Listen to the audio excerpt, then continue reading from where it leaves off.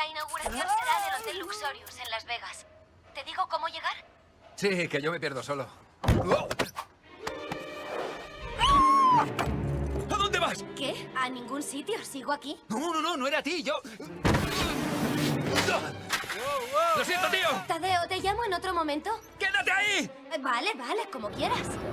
Bien, y siempre la misma frase, pero hoy concretamente traemos un invitado concretamente de honor, porque además así lo va a considerar este año la velada de Santana, que es José Manuel Piñero Fernández. José Manuel, buenas tardes. Hola, buenas tardes.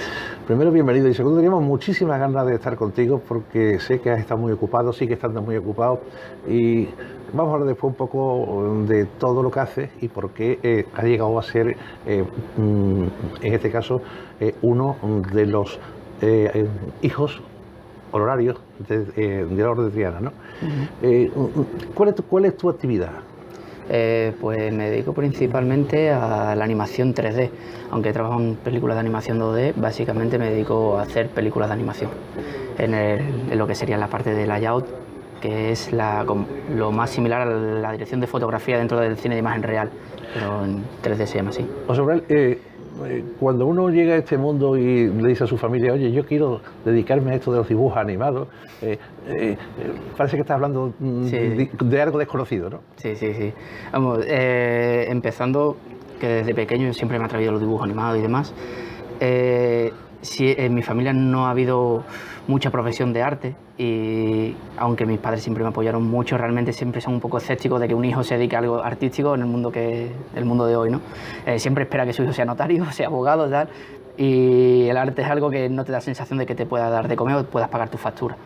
Entonces yo empecé un poco con el diseño gráfico, que ya ahí tuve que pasar la primera barrera. Mis padres me apoyaron, pero era un poco escéptico de cara que, bueno, no sabemos muy bien si de eso se puede vivir hoy en día. Y imagínate después, bueno, no me quiero dedicar además a los dibujos animados. Pues nada, ellos me apoyaron, siempre me apoyan. Y está bien porque hacen un poco de colchón para que a ti se te quite el miedo de lanzarte un poco a esa piscina de por qué no voy a intentar vivir o pagar mi factura con lo que realmente me apasiona. El trabajo te va a llevar muchas horas de tu vida, que menos que hacer algo que realmente te interese o que te motive, que te cubra por dentro. ¿Cuándo te surge a ti esa necesidad de expresarte en ese arte, en animación o en diseño? El diseño me atrajo desde siempre, o sea, desde mi primer ordenador poder coger y hacer. O sea, yo siempre dibujaba desde pequeño, todas mis libretas, o sea, mis libretas de apunte eran un desastre, siempre tenía por los marquitos dibujos de personajes que veía en televisión y demás, y nunca planteaba o nunca pensaba que de eso se pudiese vivir. A medida que va pasando el tiempo, uno intenta buscarse una profesión. Cuando sales del colegio, empiezas a estudiar en bachillerato, piensas, bueno, que puedo trabajar, me gusta la informática, tengo un perfil técnico, tal, pero realmente nunca dejaba de dibujar. Y llega un momento en que vuelvo a encontrarme con un amigo de la infancia que había perdido contacto con él y resulta que esta persona se dedicaba a la animación. Y ahí es cuando se me despierta o se me abre esa puerta de decir, ¿por qué no me voy a poder dedicar a lo que a mí me gusta? Por aquella época ya había terminado de estudiar, estaba trabajando y lo dejé todo, cerré todo para intentar dedicarme a lo que realmente me llena, que es mi forma de expresarme, que es el arte, sobre todo el arte en plataforma digital. Empecé con el diseño gráfico y dentro del diseño gráfico conocí un programa de 3D, pude hacer mis primeras tipografías tridimensionales y empecé a buscar mi hueco de forma natural. Y me veía muy bien dentro de ese mundo, de ese entorno tridimensional y vi que las cosas le podían dar vida. Me gustaba mucho el cine de animación de Disney, el cine de animación de DreamWorks y vi que podía virar mi perfil artístico a algo que realmente que me gustaba, que era participar en un largometraje dando vida a personajes. Es curioso porque uno pues, está acostumbrado a los dibujitos que le hacen uno desde pequeño, Sí. la carita, las patitas, las manitas, ¿no? Y uno ve que eso tiene proyección de futuro. Uno empieza a ver animaciones, sobre todo americanas, de gran calidad, y dice uno al español, bueno, eso también somos capaces de hacer nosotros. Si hemos descubierto nosotros la tierra prometida, ¿cómo no vamos a ser capaces de descubrir nosotros también el arte y confeccionarlo a nuestra España, ¿no? Sí. De hecho, es curioso porque tenemos una percepción dentro de España hacia adentro muy mala, de cara a que no hacemos productos de calidad, y es todo contrario fuera de España. Es decir, cuando vas a un estudio grande como que haga blockbusters, tipo DreamWorks, tipo Disney y demás, y se habla de españoles, normalmente los españoles tienen cargos muy altos. Somos gente de un perfil muy trabajador, porque como no nos creemos que somos buenos, tenemos que demostrar más que nadie lo que sabemos hacer. Pero cuando tú sales de nuestro país y te enfrentas a una película americana, te los comes con papas directamente. Es curiosísimo, pero somos capaces de hacer películas muy buenas, muy buenas. De hecho, tenemos películas como Planet 51, como Tadeo Jones, que tienen mucha proyección internacional y están muy bien valoradas fuera. Uno se pregunta cómo pasa uno el target de presentarse a una empresa y decir, me llamo José Manuel Piñero y yo hago cosas de estas, a lo mejor puede interesar, ¿no? Sí, sí, pues esa es la primera barrera. De hecho, cuando hablo con chavales que quieren empezar en el mundillo de la animación, siempre preguntan lo más difícil, ¿no? ¿Qué es lo más difícil? Aprenderte un programa, aprender a programar, porque como una profesión tanto artística como técnica, tal, el problema más grave o más grande te lo enfrentas en tu primera puerta, es buscar tu primer trabajo, porque una vez que estás dentro, se te abren otras puertas casi solas, ¿no? Entonces esa primera puerta se abre con mucho trabajo en casa, haciéndote muchos tutoriales, viendo muchos vídeos, analizando películas, analizando cine, dibujando mucho. Si tienes un perfil un poquito más técnico, programas algunas cosillas y te creas digamos, un falso vídeo de trabajos tuyos que no te han pagado, pero te lo tienes que crear, porque realmente el currículum en papel, hoy en día ya eso en ningún estudio ni lo leen. O sea, realmente quieren ver de lo que eres capaz, porque tú hayas ido a una universidad no significa que la universidad haya pasado por ti, simplemente quieren ver de tu capacidad.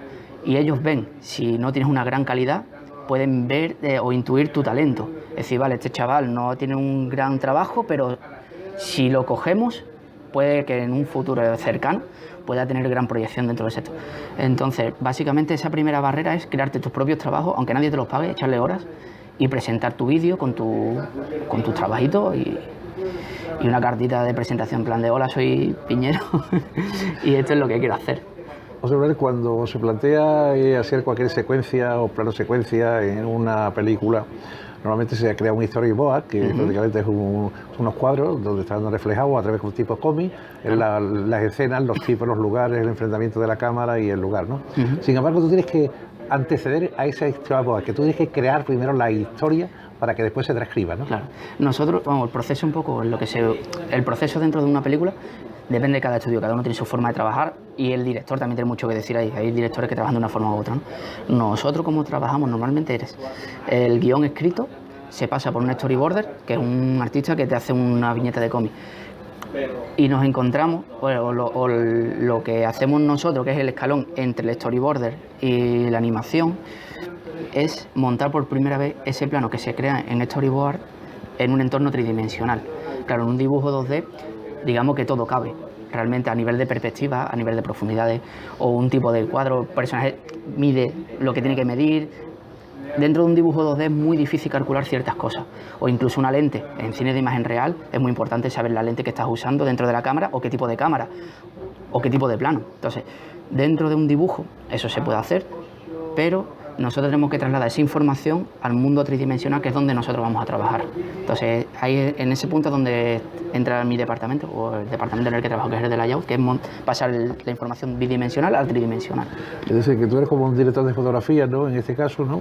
Que va procurando que la animación vaya a la secuencia que tú le pides y que un equipo te vaya haciendo esa animación conforme a la realidad, porque claro, los movimientos son reales, tanto de la boca como el movimiento de los brazos, como el movimiento del pie, ¿no? Exacto. ¿Y eso cómo se hace? Porque la gente dice, bueno, cuando ve la batalla de Karina, que se mueven tantos muñecos, todos a la vez, y con esa profundidad de campo, ¿no? Claro. Bueno, básicamente lo que hacemos es, partiendo del mundo vacío, ¿vale? Un programa tridimensional es un espacio vacío. Se siguen diferentes fases para poder construir un plano. La primera fase, aparte del diseño conceptual 2D de todo, es montar o modelar, como se modelan los personajes físicos en escultura, con barro, pero nosotros lo hacemos con una herramienta digital, usando como herramienta líneas, vértices y planos. Entonces nosotros modelamos ese espacio tridimensional con medidas reales, creamos personajes no tienen por qué ser reales, porque si es un dibujo animado puede tener la cabeza muy grande o las manos muy grandes, pero siempre intentamos mantener una proporción física de un personaje de 1,80 m, 1,75 m y tal, y a partir de tener esos elementos tridimensionales ubicados en el espacio, podemos situar cámaras virtuales donde podemos hacer un rodaje de una escena como se haría una imagen real, ¿no? Donde podemos elegir un tipo de cámara, un tipo de lente, hacer un tipo de movimiento, si queremos un dolly, si queremos un traveling, queremos lo que sea. Intentamos acercar ese mundo digital que se nos escapa del dibujo al cine real que es al que estamos acostumbrados, que es nuestro lenguaje cinematográfico de hoy, ¿no? Es decir, que tu gran equipo está dentro del Sí. software que Exactamente. tienes para trabajar. Normalmente tienes parte y parte, porque por ejemplo a nivel, cada artista funciona de una manera. Yo por ejemplo me planifico sobre papel, me hago una planta top Sí. o una planta vista desde arriba de lo que va a ser el escenario y voy ubicando en ese papel dónde van a estar cada personaje, unas marquitas, una X, un personaje va a estar al lado de una fuente, el otro personaje va a estar con una ventana de fondo y tal, y yo me hago una planificación bidimensional en un papel, con un dibujo, una voz. Una vez tengo tengo claro dónde van a estar los personajes y qué es lo que quiero, ya me meto mi embullo en mi programa de 3D y... Vas a quirófano y eso. y dices, Bueno, exactamente, ahí ejecuta entra- la operación, hay que ¿no? operar.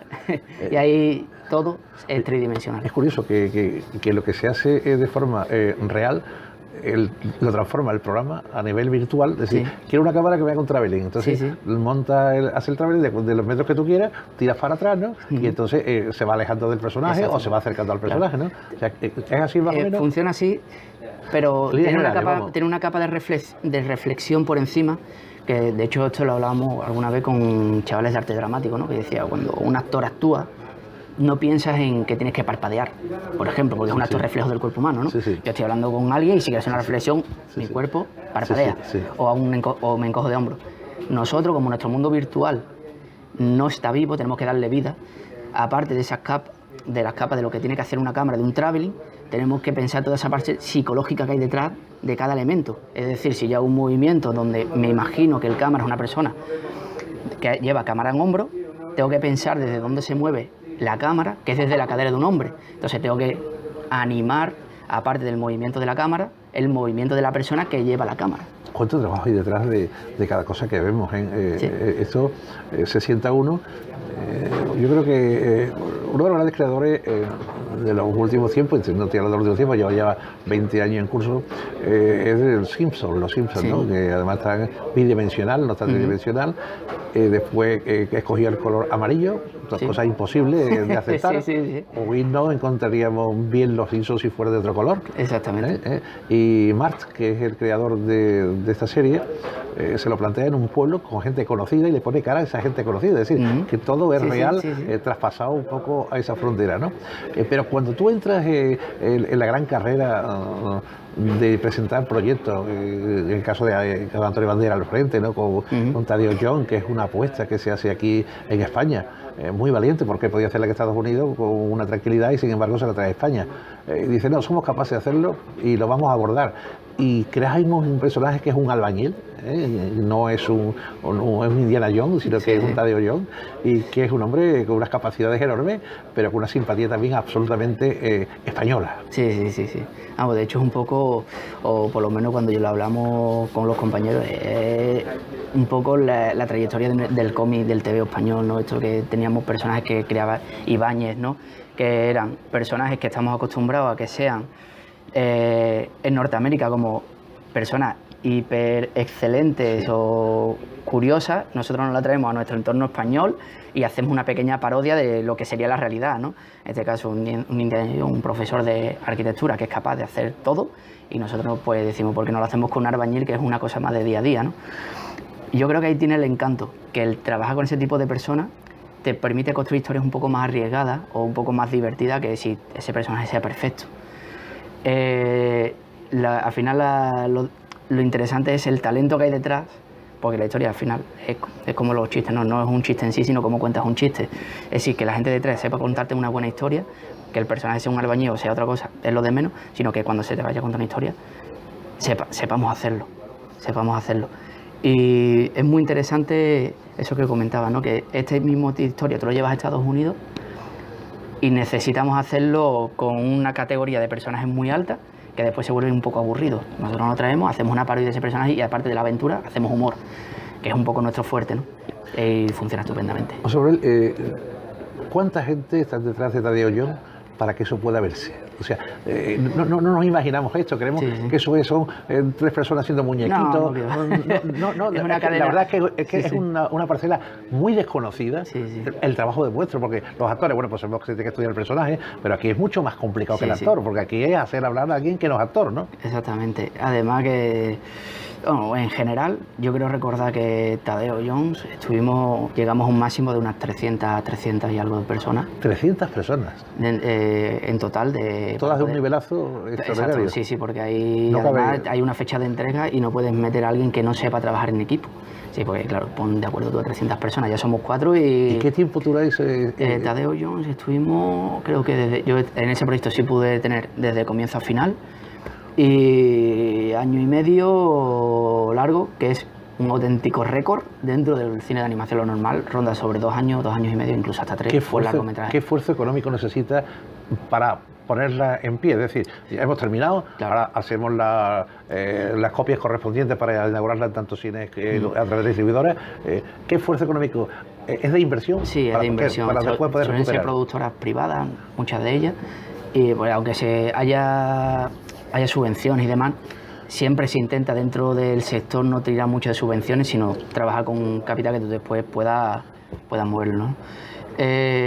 Pues creo recordar que en Tadeo fueron en total sobre 7-8 millones de euros, que es un presupuesto de risa dentro del sector. Porque, por ejemplo, Planet 51, que es una película que se hizo hace 8 o 10 años, me parece, estaba rondando los 60 millones. Y sí, son presupuestos muy bajos porque en España todavía no se invierte en este sector. Pues todavía sigue dando un poco de miedo que alguien se meta a hacer dibujo animado, que suena como una cosa todavía de niños pequeños, ¿no? Pero es un sector que mueve mucho dinero, pero a la vez genera mucho dinero, porque por ejemplo la rentabilidad de Tadeo, eso con 8 o 9 millones de euros, genera.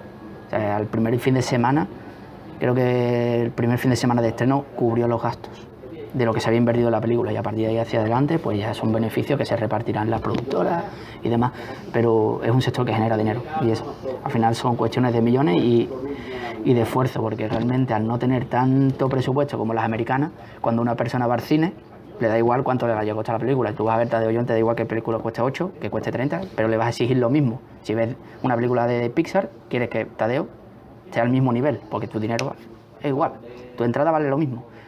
Entonces tenemos que trabajar o intentar competir con sectores donde se mueve mucho capital con presupuestos mucho más bajos. Y ahí viene un poco la creatividad que tenemos en España y la reputación que nos estamos ganando. Sí, la Real Academia del Cine, digámoslo así entre comillas, elige a Tadeo Jones como uno de sus objetivos para nominarlo al Goya. ¿Cómo es que hace ese recorrido la Academia? ¿Cómo se fija en este tipo de producciones?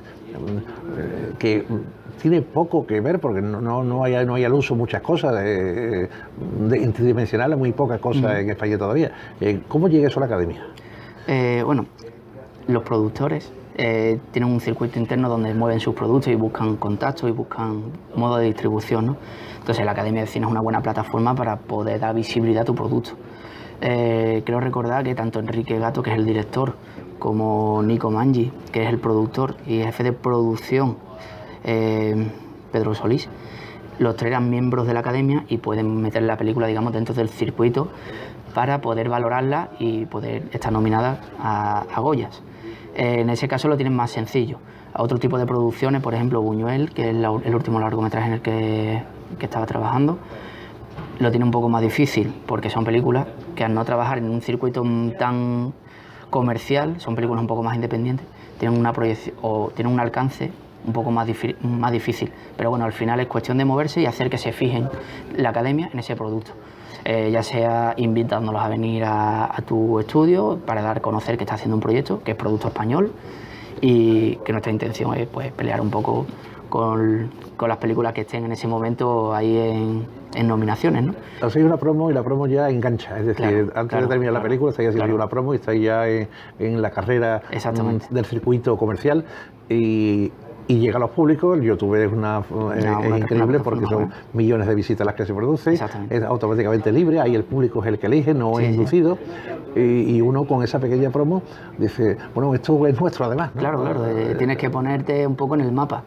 porque si no te ven, ¿sabes? No saben de qué eres capaz, y además, como te decía, a nivel español nosotros hacia adentro nos malvaloramos y hacia afuera tenemos muy buena proyección. Entonces es una forma también de decirle a productoras de fuera, productoras chinas, productoras norteamericanas, oye, estamos en España, somos baratos, te hacemos una película por 9, 10 millones de euros que allí ni siquiera se lo plantearían, y tiene esta calidad y podemos tener este reembolso.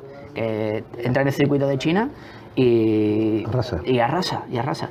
Entonces, al final es nuestra forma de decir, oye, estamos aquí, ponernos en el mapa y para que nos vea tenemos que hacer una distribución. La mejor plataforma esa es un YouTube, unos blogs, una revista de animación y empezar a apuntar hacia afuera. Oye, José, uno cuando mira los dibujos le pueden sugerir muchas cosas. Si le quitamos la voz no es nada, es una animación muda. La voz es fundamental en el doblaje para el triunfo del personaje, ¿no? Es fundamental, es fundamental. De hecho, es una de las cosas más delicadas. Cuando nosotros trabajamos, bueno, son capas que se van sumando. Es decir, el doblaje es fundamental porque tienes que creerte el personaje y tiene que la forma física tiene que acompañarle la voz, porque nosotros cuando se hace un diseño de un personaje trabajamos a todos los niveles esa psicología del personaje, ¿no? Desde la forma exterior, si el personaje es un personaje frágil o un personaje duro o un personaje sólido, tú vas buscando una forma. A eso se le van sumando capas para que el espectador se lo crea y evidentemente una voz te va a dar una sensación de cara a un personaje, una actuación que otra. Entonces es una cosa fundamental, es muy delicado cuando se hace doblaje, sobre todo trabajamos en películas españolas y la vamos a exportar a mercado norteamericano, ¿no? Cómo trabajar el nivel del doblaje. De hecho en España lo que se suele hacer es se hace directamente en inglés, buscando esa proyección, porque nosotros en nuestro lenguaje audiovisual estamos acostumbrados a ver películas dobladas donde la boca va por un lado y el audio va por otro, ¿no? Si estamos acostumbrados a ver a un Bruce Willis, a un Samuel L. Jackson que está hablando, tú dices, vale, tiene una voz bonita, pero no necesito que esa voz vaya con el movimiento de la boca. Pero en el mercado norteamericano sí, o en el mercado inglés sí. Entonces, si ellos ven una boca donde la voz no funciona, no les funciona y automáticamente lo rechazan. Entonces nosotros tenemos que hacer un casting en inglés y nosotros trabajamos con inglés como lenguaje principal, aunque nuestro producto es español, queremos venderlo como español. Después tenemos un casting español que evidentemente nos ayuda después a vender, como puede ser un Dani Rovira, como puede ser una Michelle Jenner. Pero nosotros siempre tenemos que pensar en cómo nos van a recibir y no pensar nosotros lo que nos gustaría. Para mí es mucho más cómodo trabajar con un doblaje en español y además tenemos muy buenos dobladores, muy buenos dobladores. José Manuel, cuando uno empieza y se imbrica en el personaje y lo crea, le va dando vida, empieza a escucharlo antes de tener voz. Sí, de hecho hay una buena práctica que solíamos hacer también por tiempo y demás, que era hacer una mini actuación de personaje sin audio. Es decir, de hecho leyendo libros sobre Alfred Hitchcock, él cuando hacía edición de sus películas, la hacía en cine mudo, quitaba el audio y tenías que entender visualmente lo que está pasando, porque son capas que se van sumando. Si tú sin audio no entiendes qué es lo que quieres que tu personaje cuente, da igual lo que diga con la boca, que no lo vas a entender. Entonces nosotros trabajamos ese nivel de expresión corporal o de cómo actuaría un personaje, cierto personaje por su forma de ser, en ciertos planos o ciertas secuencias, y a partir de ahí se van sumando capas, ¿no? Y el audio es una de ellas. Pero en mi forma de trabajar normal, yo suelo trabajar sin volumen para entender lo que está pasando. Porque necesito entender que ese personaje quiere expresar y me tengo que creer cómo lo expresa. Es decir, si ese personaje en su psicología lo expresaría de esa forma. Porque claro, si cada persona, son 300 personas, cada uno coge un plano, ese personaje puede ser 300 personajes al mismo tiempo si no creamos una psicología común de cómo actuaría una persona en esa situación. Entonces yo puedo contar mi historia de una forma y mi compañero la cuenta totalmente diferente. Oye, yo me preguntaría, si queráis el muñequito de animación en 3D, ¿cuándo abre y cuándo cierra la boca en función de una historia que yo voy a contar? ¿La historia está ya contada? ¿La historia se pone después? No, la historia se tiene que trabajar, lo primero que se trabaja desde el comienzo, desde una idea, ¿no?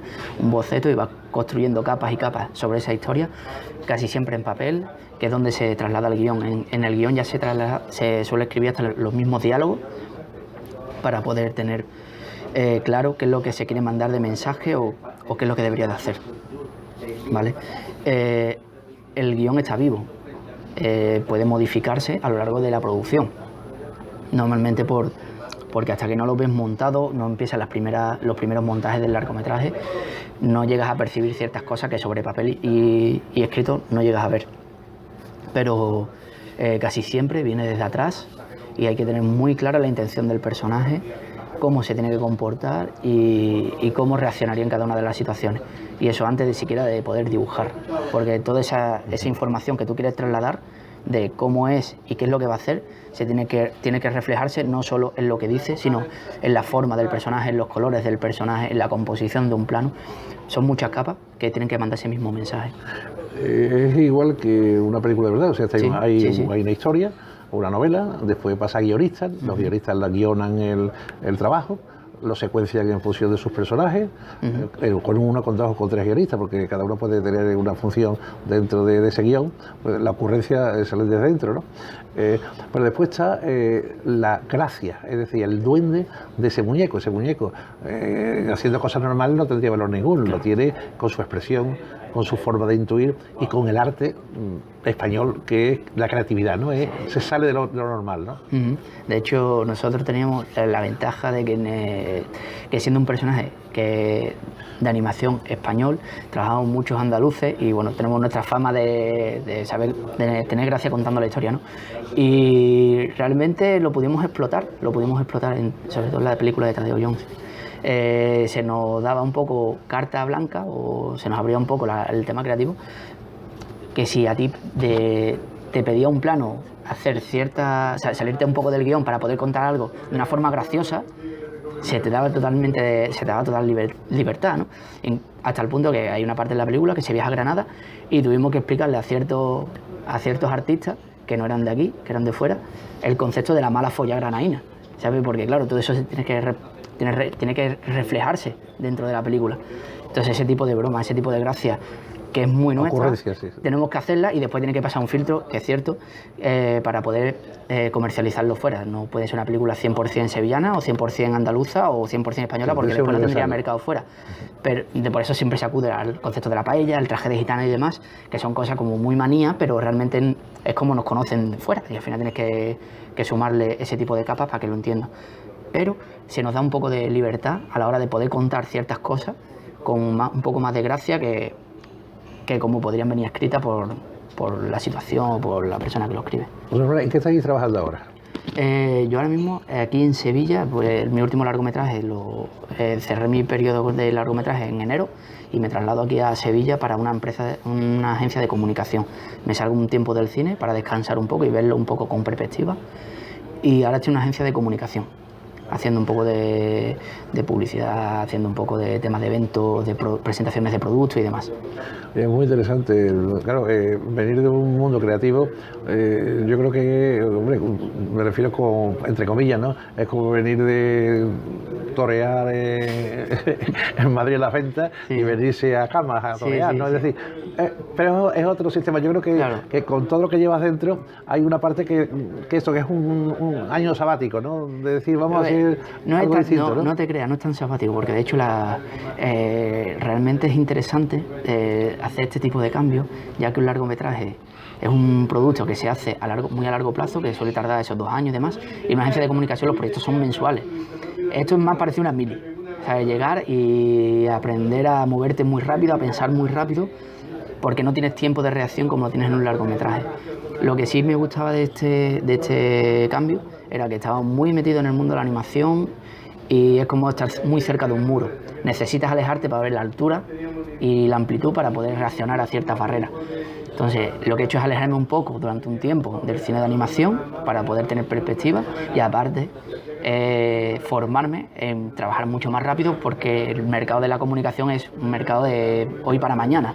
Entonces es otra forma también de entrenarme para no acomodarme dentro de unos conocimientos que puedo tardar 1 mes o 2 meses en realizar un plano, y ahora necesito 1 día o 2 días. Y con el gran reto que hay que vender todos los días. Tú te haces pronto para que ellos lo vendan. Exactamente. Y tienes que tener el producto corriendo para que ellos empiecen a venderlo. Claro. Y estamos mal acostumbrados a la calidad. Así que pues estamos bombardeados con productos de muy buena calidad en televisión, y aquí no hay medias tintas, no quieren nada que sea... quieren un producto de 2 días, que se haga en 2 días, pero no quieren un producto que se vea reflejado esos 2 días. Quieren un producto que visualmente sea bonito. Es curioso porque aquí cada anuncio que hacemos es una auténtica historia en 30 segundos. Eso es una gran película en 30 segundos, que es plano a plano, saber lo que se dice, lo que se hace, los enfoques, la cara, la textura, los colores, la voz. Bueno, y tiene que ser único. Único. Sí, es un reto. Claro, cambia eso, lo que hablamos, el procedimiento de poder contar una historia durante 2 años y tener 80 minutos, a sintetizar, a aprender a actuar rápido y a sintetizar un concepto, una idea en 30 segundos. Esto es un reto, la verdad. Entonces, quiere decir que el cambiar de escenario, no de profesión, de escenario. ¿Va la animación también contigo en esto? Sí, sí, sí. De hecho, digamos que he vuelto, porque el origen de cuando mis primeros pinitos, digamos, dentro del mundo de la animación 3D, empezaba en una empresa como esta. Vamos, es la misma, que ahora es más grande, pero cuando yo empecé éramos muchos menos. Y realmente el que me lleva el camino al cine de la animación es haber trabajado en empresas de comunicación. Cuando yo me enfrento a mi primer largometraje, decía, bueno, ¿tú qué es lo que nos ofrece, que no nos ofrece otro? Yo, pues mira, yo te ofrezco que trabajo en una empresa de comunicación y soy rápido en mi trabajo y soy ágil y no me dan miedo encontrarme problemas porque estoy acostumbrado a resolverlo de un día para otro.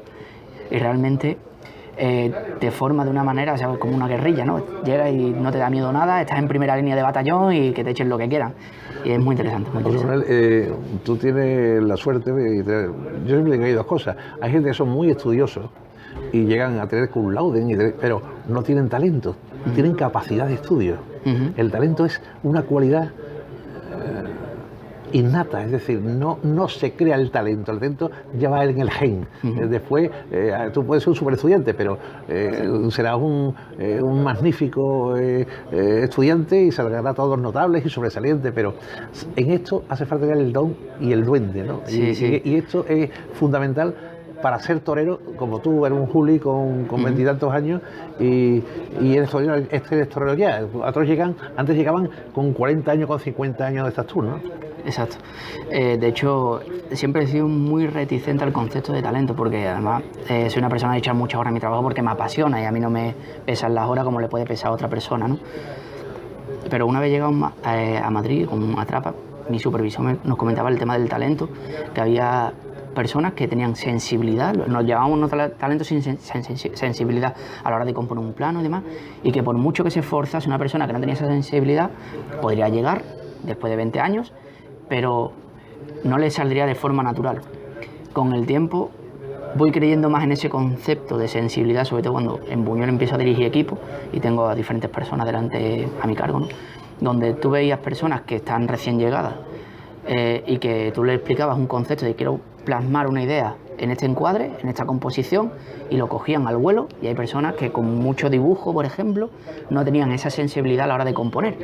Y empieza a haber cosas que son muy sutiles, donde empiezas a percibir lo que es el talento, ¿vale? O esa sensibilidad, y es muy necesaria. De todas formas hay que cultivarlo, porque tú puedes tener mucho talento y si no trabajas no llegas a ninguna parte, porque es un mundo muy fiero y donde van evolucionando día a día, pero hay que tenerlo.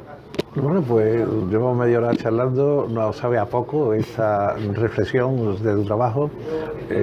Sabemos ya en qué consiste el trabajo, que la línea nueva, que es la que estás ahora mismo, y sobre todo que estás compartiendo un poco de vida familiar, porque tú estabas casi en una gira, ¿no? Sí.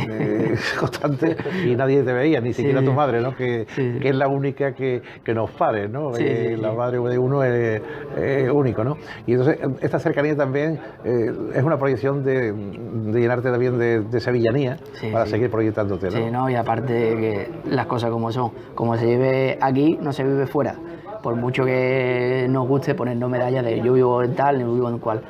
Realmente, como se vive en esta tierra, ya no solo la familia, se vive estupendamente. Y llega un momento en el que, aunque te guste el mundo laboral, la vida está fuera del trabajo. Tener mi familia cerca, tener a mis amigos cerca, es una cosa que también me va sumando a mi vida, que al final es mi resumen.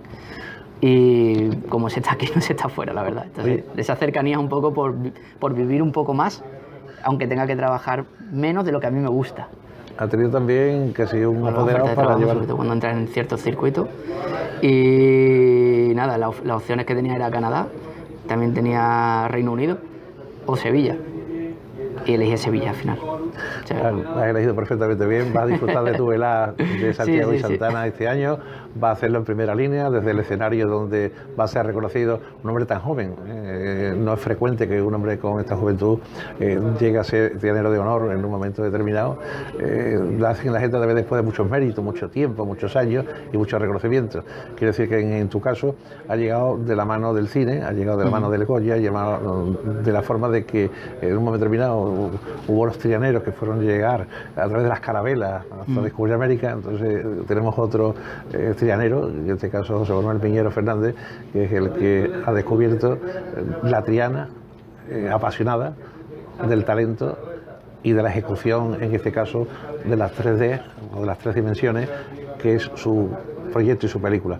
José Manuel Peñero, muchísimas gracias por estar con nosotros y te llamaremos otro día porque ha sido interesantísimo y tenemos que explicar en una segunda parte a toda la gente joven cómo se llega al camino que tú has llegado. Estupendo, yo encantado. Un placer. ¡No! ¡Espera! ¿Estás bien? Sí, dime, ¿Hotel Luxorius? Sí, coge la autopista 290 durante 50 kilómetros. ¿290? ¡50 kilómetros! Te pones en el carril de la izquierda. Carril izquierda. Bien, eso. Cuando llegues a Las Vegas Boulevard, sigue recto y llegarás a un hotel con forma de pirámide. Hotel con forma de pirámide. ¡Lo tengo! ¡No lo tengo! ¿Qué? ¿Lo tienes o no?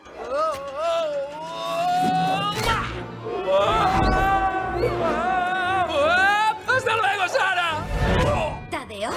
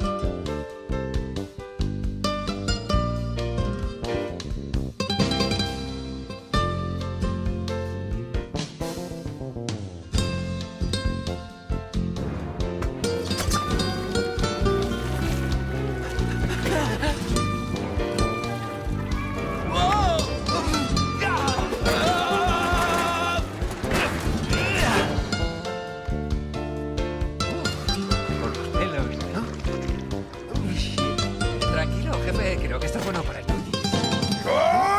¡Estás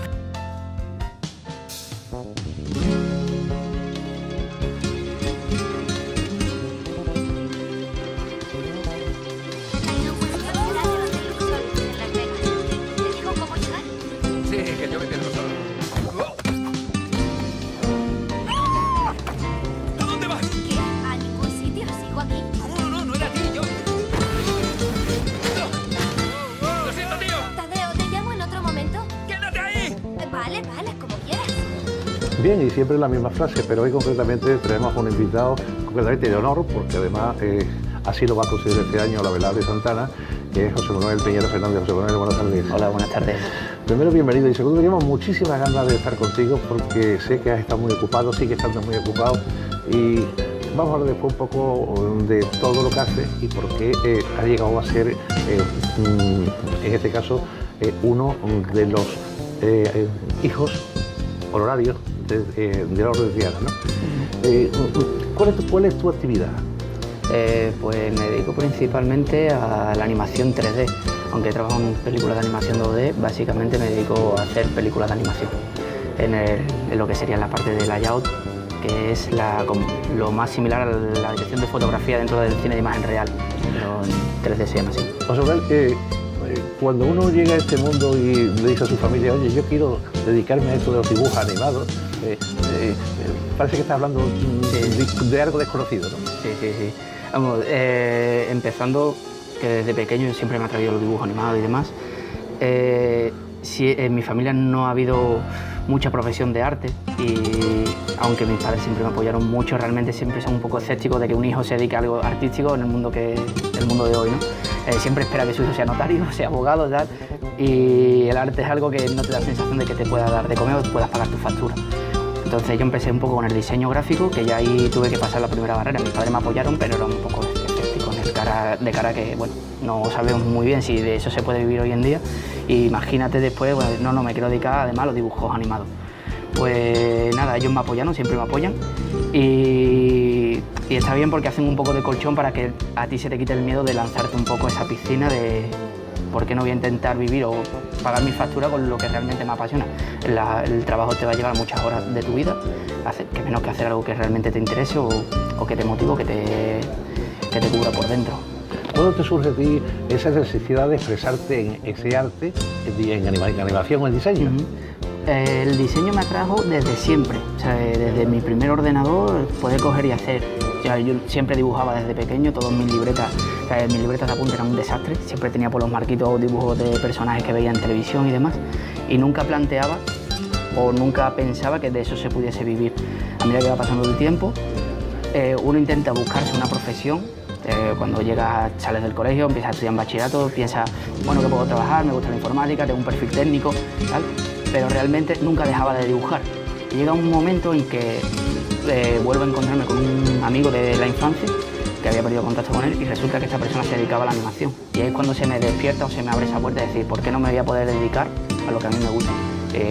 Por aquella época yo había terminado de estudiar, estaba trabajando y lo dejé todo, cerré todo, para intentar dedicarme a lo que realmente me llena, que es mi forma de expresarme, que es el arte, sobre todo el arte en plataforma digital. Empecé con el diseño gráfico y dentro del diseño gráfico conocí un programa de 3D, pude hacer mis primeras tipografías tridimensionales y empecé a buscar mis huecos de forma natural. Y me veía muy bien dentro de ese mundo, de ese entorno tridimensional y vi que las cosas le podían dar vida. Me gustaba mucho el cine de animación de Disney, el cine de animación de DreamWorks y vi que podía virar mi perfil artístico a algo que realmente me gustaba, que era participar en un largometraje dando vida a personajes. Es curioso porque uno pues está acostumbrado a los dibujitos que lo hace uno desde pequeño, sí. La carita, las patitas, las manitas, ¿no? Y uno ve que eso tiene proyección de futuro. Uno empieza a ver animaciones, sobre todo americanas, de gran calidad y dice uno al español, bueno, eso también somos capaces de hacer nosotros. Si hemos descubierto nosotros la tierra prometida, ¿cómo no vamos a ser capaces de descubrir nosotros también el arte y confeccionarlo en nuestra España, ¿no? Sí, de hecho es curioso porque tenemos una percepción dentro de España hacia adentro muy mala de cara a que no hacemos productos de calidad y es todo lo contrario fuera de España. Es decir, cuando vas a un estudio grande como que haga blockbuster, tipo DreamWorks, tipo Disney y demás, y se habla de españoles, normalmente los españoles tienen cargos muy altos. Somos gente de un perfil muy trabajador, porque como no nos creemos que somos buenos, tenemos que demostrar más que nadie lo que sabemos hacer. Pero cuando tú sales de nuestro país y te enfrentas a una película americana, te los comes con papas directamente.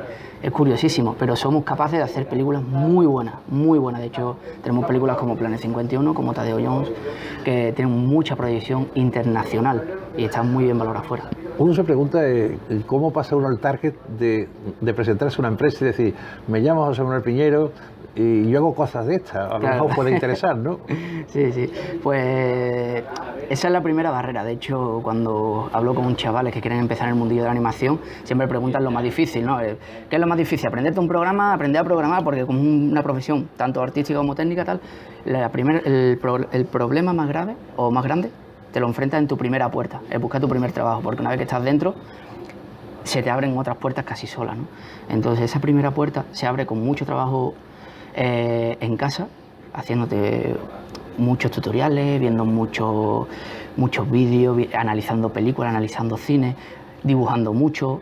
Si tienes un perfil un poquito más técnico, programas algunas cosillas y te creas un falso vídeo de trabajos tuyos que no te han pagado, pero te lo tienes que crear, porque realmente el currículum en papel, hoy en día ya eso en ningún estudio ni lo leen. O sea, realmente quieren ver de lo que eres capaz, porque tú hayas ido a una universidad no significa que la universidad haya pasado por ti, simplemente quieren ver de tu capacidad. Y ellos ven, si no tienes una gran calidad, pueden ver o intuir tu talento. Es decir, vale, este chaval no tiene un gran trabajo, pero si lo cogemos, puede que en un futuro cercano pueda tener gran proyección dentro del sector. Entonces, básicamente esa primera barrera es crearte tus propios trabajos, aunque nadie te los pague, echarle horas y presentar tu vídeo con tus trabajitos y una cartita de presentación en plan de hola, soy Piñero y esto es lo que quiero hacer. José Manuel, cuando se plantea hacer cualquier secuencia o plano secuencia en una película, normalmente se crea un storyboard, que prácticamente es unos cuadros donde están reflejados a través de un tipo cómic, las escenas, los tipos, los lugares, el enfrentamiento de la cámara y el lugar, ¿no? Sin embargo, tú tienes que anteceder a ese storyboard, que tú tienes que crear primero la historia para que después se transcriba, ¿no? Claro. Nosotros, el proceso un poco, el proceso dentro de una película, Depende de cada estudio, cada uno tiene su forma de trabajar y el director también tiene mucho que decir ahí. Hay directores que trabajan de una forma u otra, ¿no? Nosotros, como trabajamos normalmente, es el guión escrito, se pasa por un storyboarder, que es un artista que te hace una viñeta de cómic. Y nos encontramos, o lo que hacemos nosotros, que es el escalón entre el storyboarder y la animación, es montar por primera vez ese plano que se crea en storyboard en un entorno tridimensional. Claro, en un dibujo 2D, digamos que todo cabe. Realmente a nivel de perspectiva, a nivel de profundidades, o un tipo de cuadro, personaje mide lo que tiene que medir. Dentro de un dibujo 2D es muy difícil calcular ciertas cosas, o incluso una lente. En cine de imagen real es muy importante saber la lente que estás usando dentro de la cámara, o qué tipo de cámara, o qué tipo de plano. Entonces, dentro de un dibujo eso se puede hacer, pero nosotros tenemos que trasladar esa información al mundo tridimensional, que es donde nosotros vamos a trabajar. Entonces, ahí en ese punto es donde entra mi departamento, o el departamento en el que trabajo, que es el de layout, que es pasar la información bidimensional al tridimensional. Es decir, que tú eres como un director de fotografía, ¿no? En este caso, ¿no?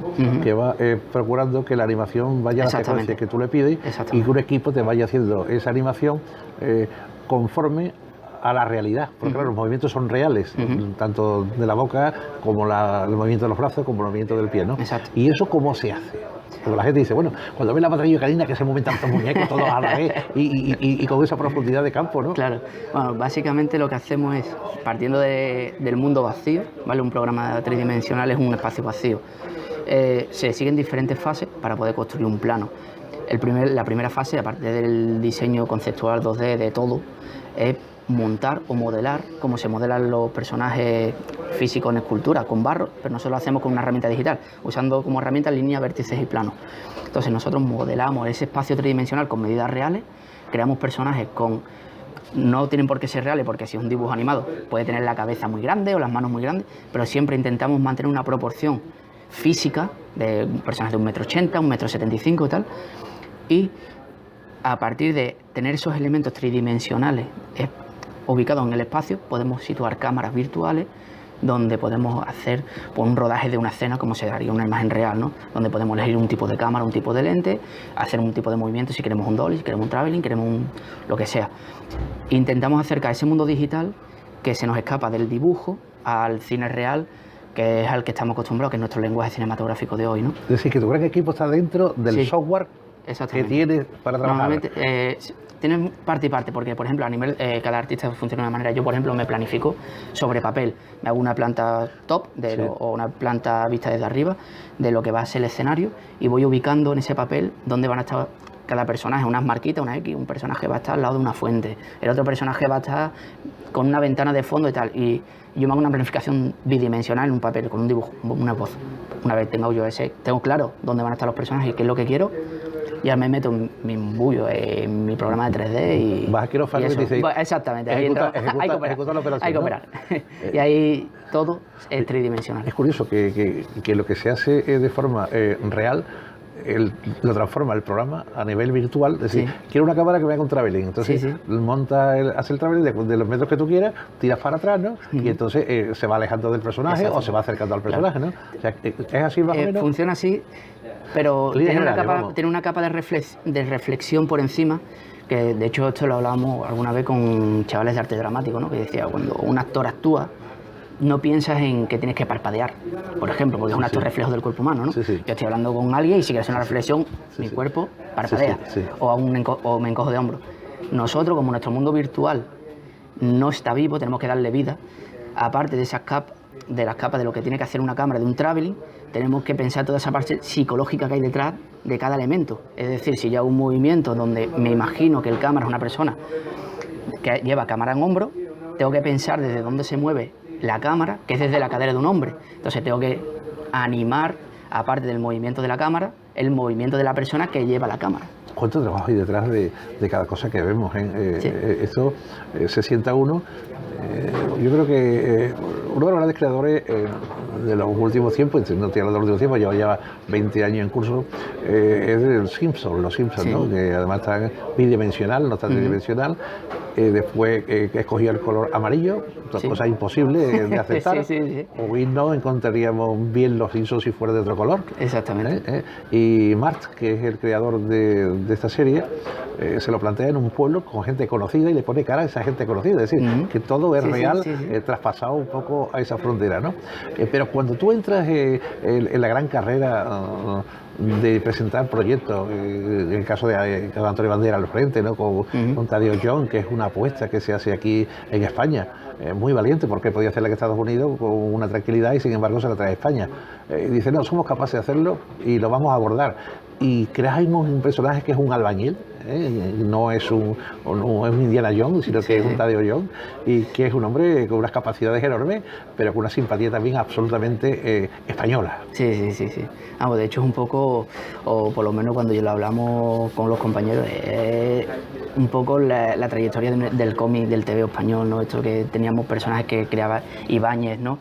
Que eran personajes que estamos acostumbrados a que sean en Norteamérica como personas hiper excelentes o curiosas. Nosotros nos la traemos a nuestro entorno español y hacemos una pequeña parodia de lo que sería la realidad, ¿no? En este caso un profesor de arquitectura que es capaz de hacer todo, y nosotros pues decimos, ¿por qué no lo hacemos con un albañil, que es una cosa más de día a día, ¿no? Y yo creo que ahí tiene el encanto, que el trabajar con ese tipo de personas te permite construir historias un poco más arriesgadas o un poco más divertidas que si ese personaje sea perfecto. Al final lo interesante es el talento que hay detrás, porque la historia al final es como los chistes, no es un chiste en sí, sino cómo cuentas un chiste. Es decir, que la gente detrás sepa contarte una buena historia, que el personaje sea un albañil o sea otra cosa, es lo de menos, sino que cuando se te vaya a contar una historia, sepamos hacerlo. Y es muy interesante eso que comentaba, ¿no? Que este mismo tipo de historia tú lo llevas a Estados Unidos y necesitamos hacerlo con una categoría de personajes muy alta, que después se vuelven un poco aburridos. Nosotros lo traemos, hacemos una parodia de ese personaje y aparte de la aventura hacemos humor, que es un poco nuestro fuerte, ¿no? Y funciona estupendamente. Sobre él, ¿cuánta gente está detrás de Tadeo Young para que eso pueda verse? O sea, no nos imaginamos esto, creemos que eso son 3 personas haciendo muñequitos. No, Es una cadena. La verdad es que es una parcela muy desconocida. El trabajo de vuestro, porque los actores, bueno, pues sabemos que se tiene que estudiar el personaje, pero aquí es mucho más complicado que el actor, porque aquí es hacer hablar a alguien que no es actor, ¿no? Exactamente. Además que, bueno, en general, yo creo recordar que Tadeo Jones llegamos a un máximo de unas 300 y algo de personas. 300 personas. En total de... Todas de un nivelazo extraordinario. Exacto, sí, porque además hay una fecha de entrega y no puedes meter a alguien que no sepa trabajar en equipo. Sí, porque claro, pon de acuerdo tú a 300 personas, ya somos 4 y... ¿Y qué tiempo duráis? Tadeo Jones estuvimos, creo que yo en ese proyecto sí pude tener desde comienzo a final, y año y medio largo, que es un auténtico récord dentro del cine de animación. Lo normal ronda sobre 2 años y medio, incluso hasta 3 por largometraje. ¿Qué esfuerzo económico necesita para ponerla en pie? Es decir, ya hemos terminado, ahora hacemos las copias correspondientes para inaugurarla en tantos cines a través de distribuidoras. ¿Qué esfuerzo económico? ¿Es de inversión? Sí, es de inversión. Para después poder suelen recuperar. ser productoras privadas, muchas de ellas, y pues, aunque haya subvenciones y demás, siempre se intenta dentro del sector no tirar mucho de subvenciones, sino trabajar con un capital que tú después puedas moverlo, ¿no? Pues creo recordar que en Tadeo fueron en total sobre 7-8 millones de euros, que es un presupuesto de risa dentro del sector. Porque, por ejemplo, Planet 51, que es una película que se hizo hace 8 o 10 años, me parece, estaba rondando los 60 millones. Y son presupuestos muy bajos porque en España todavía no se invierte en este sector. Pues todavía sigue dando un poco de miedo que alguien se meta a hacer dibujo animado, que suena como una cosa todavía de niños pequeños, ¿no? Pero es un sector que mueve mucho dinero, pero a la vez genera mucho dinero, porque por ejemplo la rentabilidad de Tadeo, eso con 8 o 9 millones de euros, genera. O sea, al primer fin de semana, creo que el primer fin de semana de estreno cubrió los gastos de lo que se había invertido en la película, y a partir de ahí hacia adelante pues ya son beneficios que se repartirán las productoras y demás, pero es un sector que genera dinero y al final son cuestiones de millones y de esfuerzo, porque realmente al no tener tanto presupuesto como las americanas, cuando una persona va al cine le da igual cuánto le vaya a costar la película. Tú vas a ver Tadeo Young, te da igual que la película cueste 8, que cueste 30, pero le vas a exigir lo mismo. Si ves una película de Pixar, quieres que Tadeo esté al mismo nivel, porque tu dinero es igual, tu entrada vale lo mismo. Entonces tenemos que trabajar o intentar competir con sectores donde se mueve mucho capital con presupuestos mucho más bajos. Y ahí viene un poco la creatividad que tenemos en España y la reputación que nos estamos ganando. Sí, la Real Academia del Cine, digámoslo así entre comillas, elige a Tadeo Young como uno de sus objetivos para nominarlo al Goya. ¿Cómo es que hace ese recorrido la Academia? ¿Cómo se fija en este tipo de producciones? Que tiene poco que ver, porque no hay al uso muchas cosas interdimensionales, muy pocas cosas en España todavía. ¿Cómo llega eso a la Academia? Bueno, los productores tienen un circuito interno donde mueven sus productos y buscan contactos y buscan modo de distribución, ¿no? Entonces la Academia de Cine es una buena plataforma para poder dar visibilidad a tu producto. Creo recordar que tanto Enrique Gato, que es el director, como Nico Mangi, que es el productor y jefe de producción, Pedro Solís, los tres eran miembros de la Academia y pueden meter la película, digamos, dentro del circuito para poder valorarla y poder estar nominada a Goyas. En ese caso lo tienen más sencillo.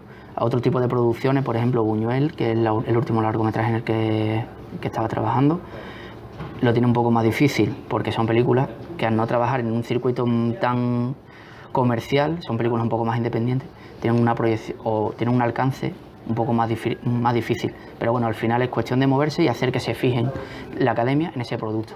Ya sea invitándolos a venir a tu estudio para dar a conocer que está haciendo un proyecto, que es producto español, y que nuestra intención es pues pelear un poco con las películas que estén en ese momento ahí en nominaciones, ¿no? Hacéis una promo y la promo ya engancha, es decir, antes de terminar la película estáis haciendo una promo y estáis ya en la carrera del circuito comercial y llega a los públicos. El YouTube es increíble porque son millones de visitas las que se producen, es automáticamente libre, ahí el público es el que elige, no es inducido, y uno con esa pequeña promo dice, bueno, esto es nuestro además, ¿no? Claro, tienes que ponerte un poco en el mapa, porque si no te ven, ¿sabes? No saben de qué eres capaz, y además, como te decía, a nivel español nosotros hacia adentro nos malvaloramos y hacia afuera tenemos muy buena proyección. Entonces es una forma también de decirle a productoras de fuera, productoras chinas, productoras norteamericanas, oye, estamos en España, somos baratos, te hacemos una película por 9, 10 millones de euros que allí ni siquiera se lo plantearían y tiene esta calidad y podemos tener este reembolso que entra en el circuito de China y arrasa. Entonces, al final es nuestra forma de decir, oye, estamos aquí, ponernos en el mapa y para que nos vea tenemos que hacer una distribución. La mejor plataforma esa es un YouTube, unos blogs, una revista de animación y empezar a apuntar hacia afuera. Oye, José, uno cuando mira los dibujos le pueden sugerir muchas cosas. Si le quitamos la voz no es nada, es una animación muda. La voz es fundamental en el doblaje para el triunfo del personaje, ¿no? Es fundamental. De hecho, es una de las cosas más delicadas. Cuando nosotros trabajamos, bueno, son capas que se van sumando. Es decir, el doblaje es fundamental porque tienes que creerte el personaje y la forma física tiene que acompañarle la voz, porque nosotros cuando se hace un diseño de un personaje trabajamos a todos los niveles esa psicología del personaje, ¿no? Desde la forma exterior, si el personaje es un personaje frágil o un personaje duro o un personaje sólido, tú vas buscando una forma. A eso se le van sumando capas para que el espectador se lo crea y evidentemente una voz te va a dar una sensación de cara a un personaje, una actuación que otra. Entonces es una cosa fundamental, es muy delicado cuando se hace doblaje, sobre todo trabajamos en películas españolas y la vamos a exportar al mercado norteamericano, ¿no? Cómo trabajar el nivel del doblaje. De hecho, en España lo que se suele hacer es se hace directamente en inglés, buscando esa proyección, porque nosotros en nuestro lenguaje audiovisual estamos acostumbrados a ver películas dobladas donde la boca va por un lado y el audio va por otro, ¿no? Si estamos acostumbrados a ver a un Bruce Willis, a un Samuel L. Jackson que está hablando, tú dices, vale, tiene una voz bonita, pero no necesito que esa voz vaya con el movimiento de la boca. Pero en el mercado norteamericano sí, o en el mercado inglés sí. Entonces, si ellos ven una boca donde la voz no funciona, no les funciona y automáticamente lo rechazan. Entonces nosotros tenemos que hacer un casting en inglés y nosotros trabajamos con inglés, como lenguaje principal, aunque nuestro producto es español, queremos venderlo como español. Después tenemos un casting español que evidentemente nos ayuda después a vender, como puede ser un Dani Rovira, como puede ser una Michelle Jenner. Pero nosotros siempre tenemos que pensar en cómo nos van a recibir y no pensar nosotros lo que nos gustaría. Para mí es mucho más cómodo trabajar con un doblaje en español y además tenemos muy buenos dobladores, muy buenos dobladores. José Manuel, cuando uno empieza y se imbrica en el personaje y lo crea, le va dando vida, empieza a escucharlo antes de tener voz. Sí, de hecho hay una buena práctica que solíamos hacer, también por tiempo y demás, que era hacer una mini actuación de personaje sin audio. Es decir, de hecho, leyendo libros sobre Alfred Hitchcock, él cuando hacía edición de sus películas, la hacía en cine mudo, quitaba el audio y tenías que entender visualmente lo que está pasando, porque son capas que se van sumando. Si tú sin audio no entiendes qué es lo que quieres que tu personaje cuente, da igual lo que diga con la boca, que no lo vas a entender. Entonces nosotros trabajamos ese nivel de expresión corporal o de cómo actuaría un personaje, cierto personaje por su forma de ser, en ciertos planos o ciertas secuencias, y a partir de ahí se van sumando capas, ¿no? Y el audio es una de ellas. Pero en mi forma de trabajar normal, yo suelo trabajar sin volumen para entender lo que está pasando. Porque necesito entender que ese personaje quiere expresar y me tengo que creer cómo lo expresa. Es decir, si ese personaje en su psicología lo expresaría de esa forma. Porque claro, si cada persona, son 300 personas, cada uno coge un plano, ese personaje puede ser 300 personajes al mismo tiempo si no creamos una psicología común de cómo actuaría una persona en esa situación. Entonces yo puedo contar mi historia de una forma y mi compañero la cuenta totalmente diferente. Oye, yo me preguntaría, si queráis el muñequito de animación en 3D, ¿cuándo abre y cuándo cierra la boca en función de una historia que yo voy a contar? ¿La historia está ya contada? ¿La historia se pone después? No, la historia se tiene que trabajar, lo primero que se trabaja desde el comienzo, desde una idea, ¿no? Un boceto, y va construyendo capas y capas sobre esa historia, casi siempre en papel, que es donde se traslada el guión. En el guión ya se suele escribir hasta los mismos diálogos para poder tener claro qué es lo que se quiere mandar de mensaje o qué es lo que debería de hacer, ¿vale? El guión está vivo. Puede modificarse a lo largo de la producción. Normalmente porque hasta que no lo ves montado, no empiezan los primeros montajes del largometraje, no llegas a percibir ciertas cosas que sobre papel y escrito no llegas a ver. Pero casi siempre viene desde atrás y hay que tener muy clara la intención del personaje, cómo se tiene que comportar y cómo reaccionaría en cada una de las situaciones. Y eso antes de siquiera de poder dibujar, porque toda esa información que tú quieres trasladar de cómo es y qué es lo que va a hacer, tiene que reflejarse no solo en lo que dice, sino en la forma del personaje, en los colores del personaje, en la composición de un plano. Son muchas capas que tienen que mandar ese mismo mensaje. Es igual que una película de verdad, o sea, hay una historia, una novela, después pasa a guionistas, los guionistas la guionan el trabajo, lo secuencian en función de sus personajes, con uno, con dos o con tres guionistas, porque cada uno puede tener una función dentro de ese guión, pues la ocurrencia sale desde dentro, ¿no? Pero después está la gracia, es decir, el duende de ese muñeco haciendo cosas normales no tendría valor ninguno, lo tiene con su expresión, con su forma de intuir y con el arte español, que es la creatividad, ¿no? Se sale de lo normal, ¿no? De hecho, nosotros teníamos la ventaja de que siendo un personaje de animación español, trabajamos muchos andaluces y bueno, tenemos nuestra fama de saber, de tener gracia contando la historia, ¿no? Y realmente lo pudimos explotar sobre todo en la película de Tadeo Jones. Se nos daba un poco carta blanca o se nos abría un poco el tema creativo, que si a ti te pedía un plano salirte un poco del guión para poder contar algo de una forma graciosa, se te daba total libertad, ¿no? Hasta el punto que hay una parte de la película que se viaja a Granada y tuvimos que explicarle a ciertos artistas que no eran de aquí, que eran de fuera, el concepto de la mala folla granaína, ¿sabes? Porque claro, todo eso tiene que reflejarse dentro de la película. Entonces ese tipo de broma, ese tipo de gracia, que es muy nuestra, tenemos que hacerla y después tiene que pasar un filtro, que es cierto, para poder comercializarlo fuera. No puede ser una película 100% sevillana o 100% andaluza o 100% española, porque después no tendría mercado fuera. Pero por eso siempre se acude al concepto de la paella, el traje de gitana y demás, que son cosas como muy manía, pero realmente es como nos conocen fuera y al final tienes que sumarle ese tipo de capas para que lo entiendan. pero se nos da un poco de libertad a la hora de poder contar ciertas cosas con un poco más de gracia que como podrían venir escritas por la situación o por la persona que lo escribe. ¿En qué estáis trabajando ahora? Yo ahora mismo aquí en Sevilla, pues mi último largometraje cerré mi periodo de largometraje en enero y me traslado aquí a Sevilla para una agencia de comunicación. Me salgo un tiempo del cine para descansar un poco y verlo un poco con perspectiva, y ahora estoy en una agencia de comunicación, haciendo un poco de publicidad, haciendo un poco de temas de eventos, de presentaciones de productos y demás.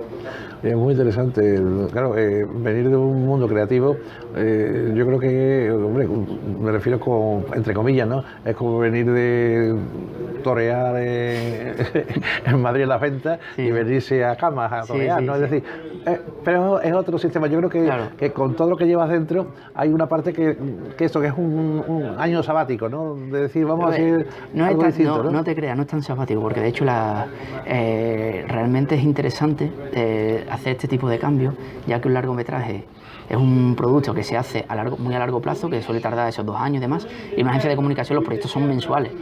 Esto es más parecido a una mili, o sea, llegar y aprender a moverte muy rápido, a pensar muy rápido, porque no tienes tiempo de reacción como lo tienes en un largometraje. Lo que sí me gustaba de este cambio era que estaba muy metido en el mundo de la animación y es como estar muy cerca de un muro. Necesitas alejarte para ver la altura y la amplitud para poder reaccionar a ciertas barreras. Entonces, lo que he hecho es alejarme un poco durante un tiempo del cine de animación para poder tener perspectiva y, aparte, formarme en trabajar mucho más rápido, porque el mercado de la comunicación es un mercado de hoy para mañana. Entonces es otra forma también de entrenarme para no acomodarme dentro de unos conocimientos que puedo tardar 1 mes o 2 meses en realizar un plano, y ahora necesito 1 día o 2 días. Y con el gran reto que hay que vender todos los días. Tú te haces pronto para que ellos lo vendan. Exactamente. Y tienes que tener el producto corriendo para que ellos empiecen a venderlo. Claro. Y estamos mal acostumbrados a la calidad. Claro, así que pues estamos bombardeados con productos de muy buena calidad en televisión, y aquí no hay medias tintas, no quieren nada que sea... Bueno, quieren un producto de 2 días, que se haga en 2 días, pero no quieren un producto que se vea reflejado esos 2 días. Quieren un producto que visualmente sea bonito. Es curioso porque aquí cada anuncio que hacemos es una auténtica historia en 30 segundos. Sí, sí. Eso es una gran película en 30 segundos, que es plano a plano, saber lo que se dice, lo que se hace, los enfoques, las caras, la textura, los colores, la voz. Bueno, y tiene que ser único. Único. Sí, es un reto. Claro, cambia eso, lo que hablamos, el procedimiento de poder contar una historia durante 2 años y tener 80 minutos, a sintetizar, aprender a actuar rápido y a sintetizar un concepto, una idea en 30 segundos. Esto es un reto, la verdad. Entonces, quiere decir que el cambiar de escenario, no de profesión, de escenario, ¿va la animación también contigo en esto? Sí. De hecho, digamos que he vuelto, porque el origen de cuando mis primeros pinitos, digamos, dentro del mundo de la animación 3D, empezaba en una empresa como esta. Vamos, es la misma, que ahora es más grande, pero cuando yo empecé éramos muchos menos. Y realmente el que me lleva el camino al cine de la animación es haber trabajado en empresas de comunicación. Cuando yo me enfrento a mi primer largometraje, decía, bueno, ¿tú qué es lo que nos ofrece que no nos ofrece otro? Yo, pues mira, yo te ofrezco que trabajo en una empresa de comunicación y soy rápido en mi trabajo y soy ágil y no me dan miedo encontrarme problemas porque estoy acostumbrado a resolverlo de un día para otro. Y realmente te forma de una manera, ¿sabes? Como una guerrilla, ¿no? Llegas y no te da miedo nada, estás en primera línea de batallón y que te echen lo que quieran. Y es muy interesante. Tú tienes la suerte, yo siempre digo que hay 2 cosas. Hay gente que son muy estudiosos y llegan a tener cum laude, pero no tienen talento, tienen capacidad de estudio. El talento es una cualidad innata, es decir, no se crea el talento ya va en el gen. Después tú puedes ser un super estudiante, pero serás un magnífico estudiante y saldrá todos notables y sobresalientes, pero en esto hace falta tener el don y el duende, ¿no? Y esto es fundamental para ser torero, como tú, eres un Juli con 20 y tantos años y eres torero ya. Antes llegaban con 40 años, con 50 años de estás tú, ¿no? Exacto. De hecho, siempre he sido muy reticente al concepto de talento, porque además soy una persona de echar muchas horas en mi trabajo porque me apasiona y a mí no me pesan las horas como le puede pesar a otra persona, ¿no? Pero una vez llegado a Madrid con Atrapa, mi supervisor nos comentaba el tema del talento, que había personas que tenían sensibilidad, nos llamábamos talento sin sensibilidad a la hora de componer un plano y demás, y que por mucho que se esforzase una persona que no tenía esa sensibilidad, podría llegar después de 20 años pero no le saldría de forma natural. Con el tiempo voy creyendo más en ese concepto de sensibilidad, sobre todo cuando en Buñuel empiezo a dirigir equipos y tengo a diferentes personas delante a mi cargo, ¿no? Donde tú veías personas que están recién llegadas y que tú le explicabas un concepto de quiero plasmar una idea en este encuadre, en esta composición, y lo cogían al vuelo, y hay personas que con mucho dibujo, por ejemplo, no tenían esa sensibilidad a la hora de componer. Y empieza a haber cosas que son muy sutiles, donde empiezas a percibir lo que es el talento, ¿vale? O esa sensibilidad, y es muy necesaria. De todas formas hay que cultivarlo, porque tú puedes tener mucho talento y si no trabajas no llegas a ninguna parte, porque es un mundo muy fiero y donde van evolucionando día a día, pero hay que tenerlo. Bueno, pues llevamos media hora charlando, nos sabe a poco esta reflexión de tu trabajo. Sabemos ya en qué consiste el trabajo, que la línea nueva, que es la que estás ahora mismo, y sobre todo que estás compartiendo un poco de vida familiar, porque tú estabas casi en una gira, ¿no? Sí. Constante, y nadie te veía, ni siquiera Sí. tu madre, ¿no? Que es la única que nos pare, ¿no? Sí. La madre de uno es único, ¿no? Y entonces esta cercanía también es una proyección de llenarte también de sevillanía para seguir proyectándote, ¿no? Sí, ¿no? Y aparte que las cosas como son, como se vive aquí, no se vive fuera. Por mucho que nos guste ponernos medallas de yo vivo en tal, yo vivo en cual. Realmente, como se vive en esta tierra, ya no solo la familia, se vive estupendamente. Y llega un momento en el que, aunque te guste el mundo laboral, la vida está fuera del trabajo. Tener mi familia cerca, tener a mis amigos cerca, es una cosa que también me va sumando a mi vida, que al final es mi resumen. Y como se está aquí, no se está fuera, la verdad. Entonces, esa cercanía es un poco por vivir un poco más, aunque tenga que trabajar menos de lo que a mí me gusta. Ha tenido también casi un apoderado para trabajo, llevar... sobre todo cuando entras en ciertos circuitos. Y nada, las opciones que tenía era Canadá, también tenía Reino Unido o Sevilla. Y elegí Sevilla al final. O sea, Claro, has elegido perfectamente bien, vas a disfrutar de tu velada de Santiago y Santana este año, vas a hacerlo en primera línea, desde el escenario donde va a ser reconocido un hombre tan joven. No es frecuente que un hombre con esta juventud llegue a ser trianero de honor en un momento determinado. La gente debe después de muchos méritos, mucho tiempo, muchos años y mucho reconocimiento. Quiero decir que en tu caso ha llegado de la mano del cine, ha llegado de la mano del Goya, ha llegado de la forma de que en un momento determinado hubo los trianeros que fueron a llegar a través de las carabelas hasta descubrir América. Entonces tenemos otro trianero, en este caso José Manuel Piñero Fernández, que es el que ha descubierto la triana apasionada del talento y de la ejecución, en este caso de las 3D o de las 3 dimensiones, que es su proyecto y su película. José Manuel Piñero, muchísimas gracias por estar con nosotros y te llamaremos otro día porque ha sido interesantísimo y tenemos que explicar en una segunda parte a toda la gente joven cómo se llega al camino que tú has llegado. estupendo, yo encantado. Un placer. ¡No! ¡Espera! ¿Estás bien? Sí, dime, ¿Hotel Luxorius? Sí, coge la autopista 290 durante 50 kilómetros. ¿290? ¡50 kilómetros! Te pones en el carril de la izquierda. Carril izquierda. Bien, eso. Cuando llegues a Las Vegas Boulevard, sigue recto y llegarás a un hotel con forma de pirámide. Hotel con forma de pirámide. ¡Lo tengo! ¡No lo tengo! ¿Qué? ¿Lo tienes o no?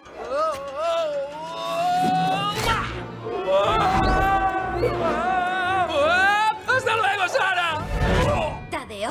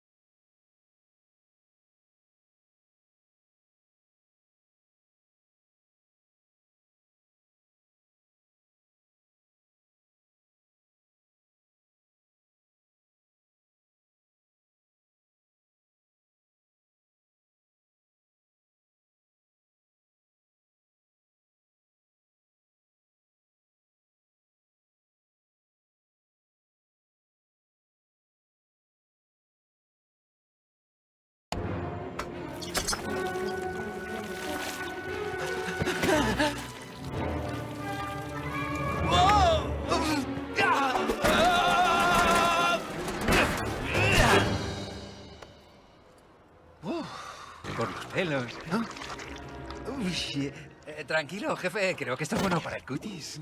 ¡Jones! ¡Estás